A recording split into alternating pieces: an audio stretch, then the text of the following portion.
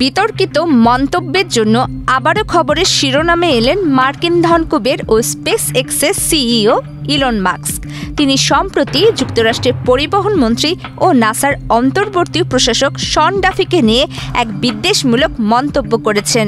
শনকে তিনি সমকামী হিসেবে অভিহিত করেন।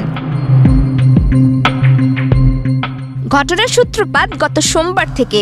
শন ডাফি ফক্স নিউজে দেওয়া এক সাক্ষাৎকারে বলেন, চাঁদে মানুষ পাঠানোর অভিযান নিয়ে নাসা চুক্তি শুধুমাত্র স্পেস এক্সের হাতে রাখার পরিবর্তে এখন তা প্রতিদ্বন্দ্বী কোম্পানিগুলোর জন্য উন্মুক্ত করা হচ্ছে। তিনি বলেন, আমরা চাই ব্লু অরিজিনের মতো কোম্পানিগুলো এতে যুক্ত হোক। পদ্মা সেতু, মেট্রো রেল এবং এলিভেটেড এক্সপ্রেসওয়ে নির্মাণের গর্বিত অংশীদার বসুন্ধরা সিমেন্ট।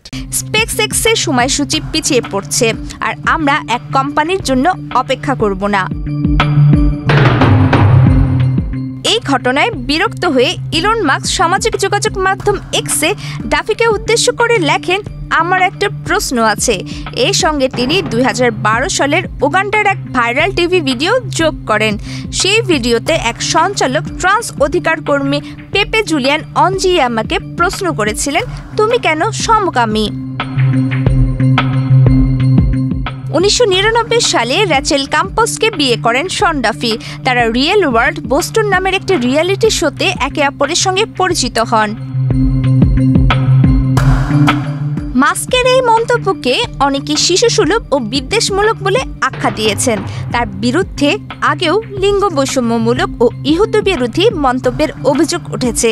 ডাফিকে তিনি আগে শন ডামি বলে অপমান করে লিখেছিলেন তিনি নাসাকে ধ্বংস করতে চাইছেন এবং তার 2 অঙ্কের আইকিউ রয়েছে। মাস্কের পছন্দের নাসা প্রশাসক ছিলেন বিলিয়নিয়ার জ্যারেড আইজ্যাকম্যান।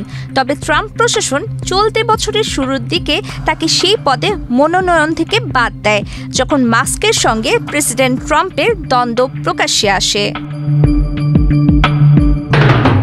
হোয়াইট হাউস এখন পর্যন্ত স্থায়ী নাসা প্রশাসকের নাম ঘোষণা করেনি। ওয়াল স্ট্রিট জার্নালের বরাতে জানা গেছে, ডাফি নাসাকে পরিবহন মন্ত্রণালয়ের অধীনে আনার প্রস্তাব দিয়েছেন, যা সংস্থার মূল ম্যান্ডেটের পুনর্ব্যাখ্যা বলে ধরা হচ্ছে। অন্যদিকে আইজ্যাকম্যান ও তার দল ট্রাম্প প্রশাসনের সঙ্গে সম্পর্ক উন্নয়নে কাজ করছেন। তারা একটি মেক আমেরিকা গ্রেট এগেন তহবিলে $10 লাখ অনুদানও দিয়েছেন। নাসা বর্তমানে কঠিন সময় পার করছে।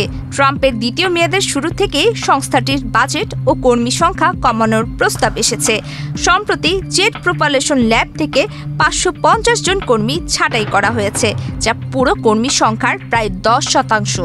হোয়াইট হাউসের প্রস্তাবিত 2026 অর্থ বছরের বাজেট কার্যকর হলে নাসার বিজ্ঞান বিভাগ প্রায় অর্ধেক কমে যাবে। প্রমিতি কিবরিয়া ইসলাম, বাংলাদেশ প্রতিদিন।